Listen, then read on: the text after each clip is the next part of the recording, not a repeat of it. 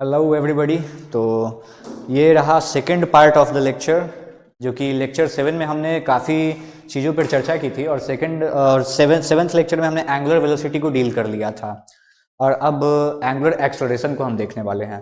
तो angular acceleration होता क्या है? तो बस वही लीनियर मोशन में जैसे आपका लीनियर एक्सेलरेशन होता था, यहाँ पर एंगुलर एक्सेलरेशन होता है। तो इसमें हम लोग पढ़ने क्या क्या वाले हैं उस पर ज़रा चर्चा कर लें, ठीक है। तो इस लेक्चर में हम in this lecture we will talk about, हम कवर करेंगे, पहला पॉइंट रहेगा आपका एंगुलर एक्सेलरेशन। फिर हम देखेंगे कि जो एंगुलर एक्सेलरेशन होता है उसका लीनियर एक्सेलरेशन से क्या रिलेशन होता है। सबसे पहले एंगुलर एक्सेलरेशन, तो जैसा कि पिछले वीडियो में एंगुलर वेलोसिटी के साथ हुआ था वैसा इसमें भी होने वाला है एंगुलर एक्सेलरेशन के साथ। यानी एंगुलर एक्सेलरेशन भी आपका दो टाइप का आ जाएगा।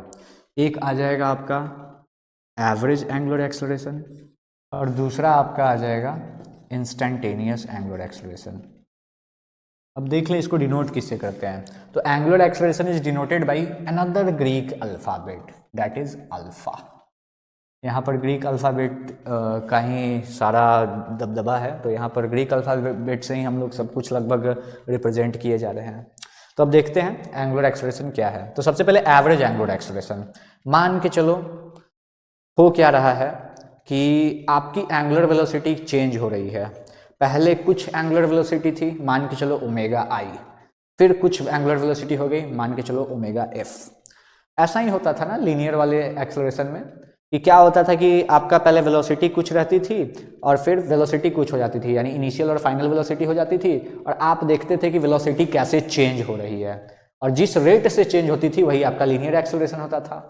इन सिमिलर मैनर यहाँ भी वही होने वाला है कि जिस रेट से आपकी एंगुलर वेलोसिटी चेंज हो रही है that is your angular acceleration. तो हम देखते हैं सबसे पहले एवरेज एंगुलर एक्सेलरेशन। तो मान के चलो तुम्हारे वेलोसिटी में जो चेंज आया, एंगुलर वेलोसिटी में चेंज, वो है डेल्टा ओमेगा। डेल्टा ओमेगा मतलब ओमेगा एफ माइनस ओमेगा आई। उसके बाद जो टाइम इंटरवल इसमें लगा, मान के चलो 2 minute 3 minute 2 second 3 second 4 second कुछ टाइम लगा होगा, उसको हम लोग डेल्टा टी मान लेते हैं। तो that's your average angular acceleration, और इसको हम लोग अल्फा एवरेज से डिनोट करेंगे, ठीक है। That's your average angular acceleration.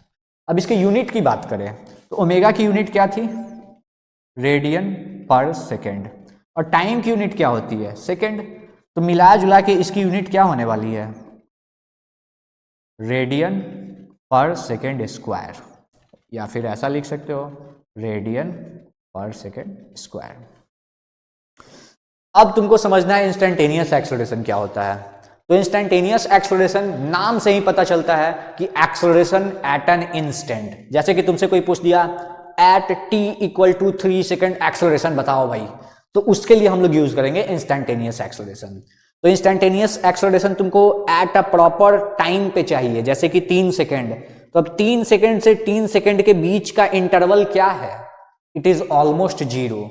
यानी इस केस में बस तुमको क्या करना है, यहां पर एक लिमिट इंट्रोड्यूस कर देना है, and that should be delta T tends to zero. अब यहां पर जो तुम्हारा वैल्यू निकलेगा वो हो जाएगा अल्फा इंस्टेंटेनियस। एंड अब यहां पे एक लिमिट इंट्रोड्यूस कर दियो, limit delta T tends to zero, और यहां पे आ जाएगा delta omega upon delta T. और ये क्या बन जाएगा? छोटे से टाइम में छोटा सा ओमेगा में change, that is D omega upon D T. तो ये आ गया आपका अल्फा इंस्टेंटेनियस की वैल्यू, यूनिट के साथ कोई चेंज नहीं, वही रहने वाला है, ठीक है। तो that's your angular acceleration, got it? अच्छा खासा चल रहा है। अब क्या करना है ना कि हम दूसरे पड़ाव पे आएंगे इस टॉपिक के, जो कि है तुम्हारा relation between linear and angular acceleration. तो इसके बीच में एक रिलेशन एस्टैब्लिश करते हैं, चलो करते हैं। थोड़ा छोटा छोटा लिखेंगे तो ज़्यादा अच्छा हो जाएगा। अच्छा कोई बात नहीं, अच्छा है। कलर चेंज कर लेते हैं, वी हैव इनफ टाइम ना। कलर चेंज कर लो, कौन सा? ये अच्छा है, फाइन। चलो देखो, अब क्या करते हैं हम लोग, रिलेशन एस्टैब्लिश करते हैं। तो तुम्हारे पास क्या था? तो आते हैं वहां पर कि तुमको एक रिलेशन मिला था लीनियर वेलोसिटी और एंगुलर वेलोसिटी में, और वो था तुम्हारा ओमेगा, सॉरी यार माफ करो, लीनियर और एंगुलर में था, यानी linear velocity equals cross product of omega and R, और आर क्या था तुम्हारा, पोजीशन वेक्टर था, ठीक है। तो अब देखो इसमें क्या होने वाला है, इसको क्या करो भाई, दोनों साइड डिफरेंशिएट कर दो, differentiate above equation with respect to time, we have, हमारा पास है dot dot dot D V upon D T equals omega क्या है भाई। अच्छा, तो यहाँ पर डिफरेंशिएशन कैसे करते हैं, बड़ा खास चीज़ है। तो क्रॉस प्रोडक्ट का जब भी डिफरेंशिएशन करना ना, तो एक बात हमेशा ध्यान में रखना कि ये जो पोजीशंस हैं वो चेंज नहीं होने चाहिए, because cross product is never commutative. यहाँ पर ए क्रॉस बी बराबर बी क्रॉस ए नहीं होता है, उल्टा हो जाता है, काम गड़बड़ा जाएगा। तो यहाँ पर क्या करना है ना, इसका ऑर्डर को ध्यान में लेके चलना है, जिसको पहले मन उसको कर लो। जैसे मेरे को मन किया कि मैं करूँगा इसमें ओमेगा को पहले, तो ओमेगा को कर दो और आर को छोड़ दो, फिर प्लस ओमेगा को अब छोड़ दो और आर को कर दो, फाइन, ओके। तो D omega upon D T क्या होता था, ओके, यही तो तुम्हारा अल्फा हो जाता था, ये क्या हो जाता था, अल्फा हो जाता था। और कौन सा अल्फा, इंस्टेंटेनियस, और यहाँ क्या आ जाएगा, अल्फा क्रॉस आर। और ये क्या हो जाता है, ओमेगा, और D R upon D T क्या हो जाता है, वेलोसिटी, वी वाला लीनियर वेलोसिटी। तो तुमको एक बढ़िया खासा रिलेशन मिल गया लीनियर एक्सेलरेशन और एंगुलर एक्सेलरेशन के बीच में, ठीक है। अब चलो जरा इसको हम क्लियर करते हैं और अच्छे से। D V upon D T क्या हो जाता है, यही तो तुम्हारा लीनियर एक्सेलरेशन होता है। तो तुम्हारे लीनियर एक्सेलरेशन के दो कंपोनेंट आ गए, ठीक है, लीनियर एक्सेलरेशन के दो कंपोनेंट आ गए, एक आ गया अल्फा क्रॉस आर और दूसरा आ गया ओमेगा क्रॉस वी। तो समझने वाली बात यहाँ पर क्या है पता है, समझने वाली बात यह है कि जो लीनियर एक्सेलरेशन होता है वो दो टाइप के एक्सेलरेशन से मिलके बना है, इसके भी दो कंपोनेंट हो जाते हैं। तो समझो, जब भी सर्कुलर मोशन होता है तो ऐसा नहीं होता है कि उसमें एक ही एक्सेलरेशन लग रहा होता है, और ये हमने पिछले चैप्टर में पढ़ रखा है।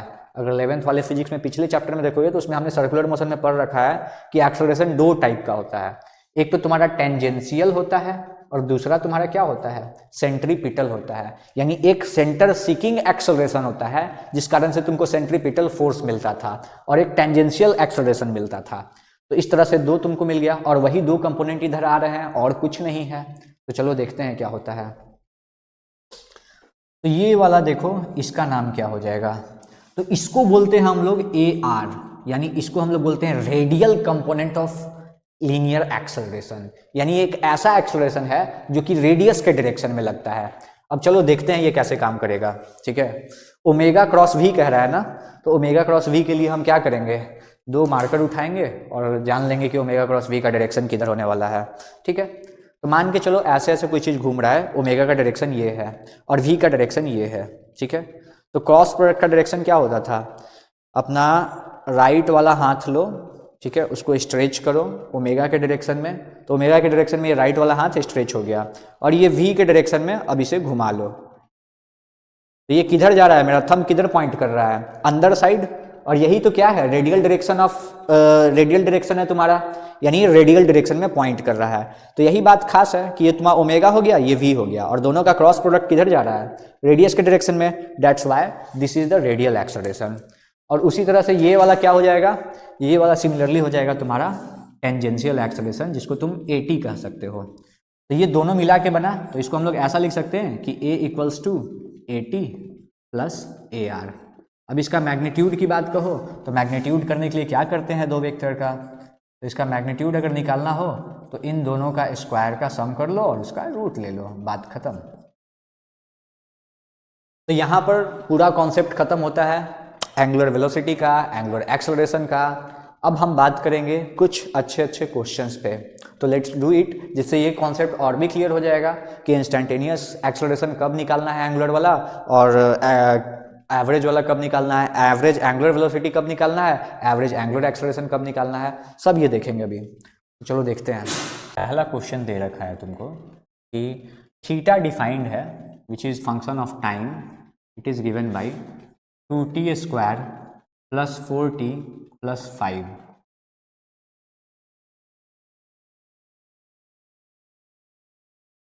ओके और आपको यहाँ पर कैलकुलेट करना है एवरेज एंगुलर वेलोसिटी।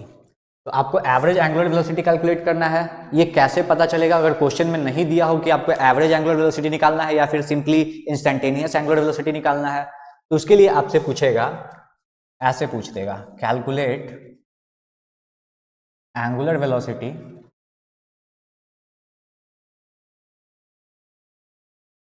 ए में और टाइम इंटरवल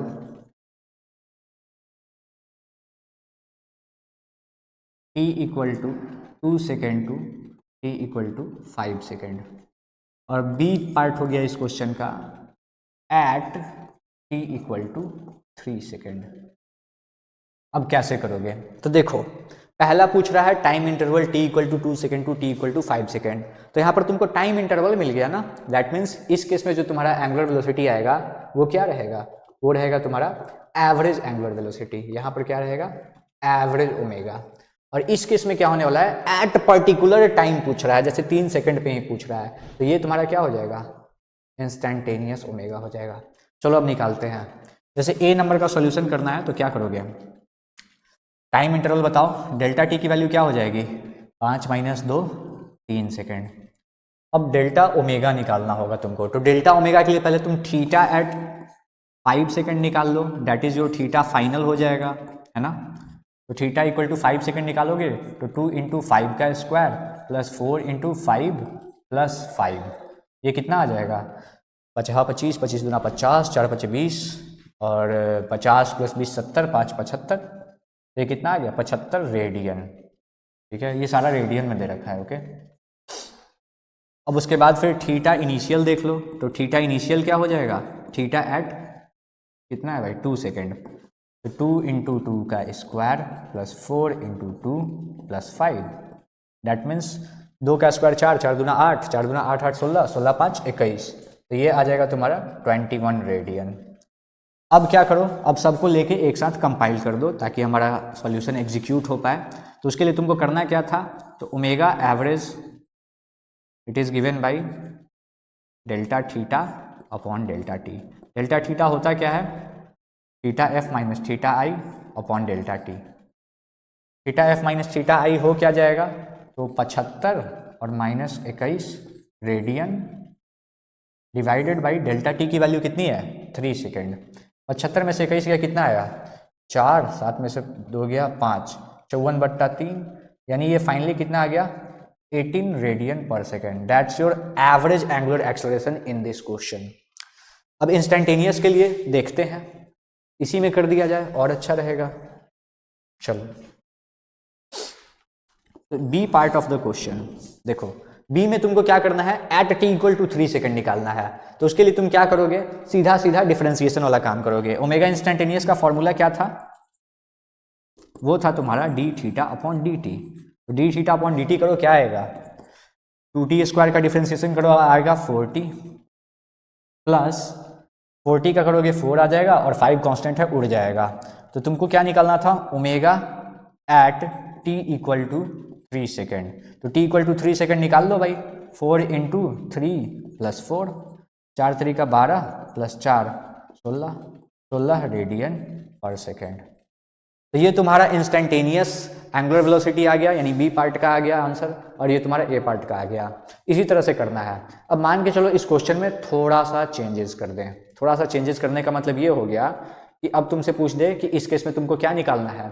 एंगुलर एक्सेलरेशन निकालना है। तो एंगुलर एक्सेलरेशन कैसे निकालोगे? तो एंगुलर एक्सेलरेशन चलो क्वेश्चन में ही चेंज कर देते हैं सीधा सीधा। यहाँ पर तुमको क्या करना है? एंगुलर एक्सेलरेशन निकालना है।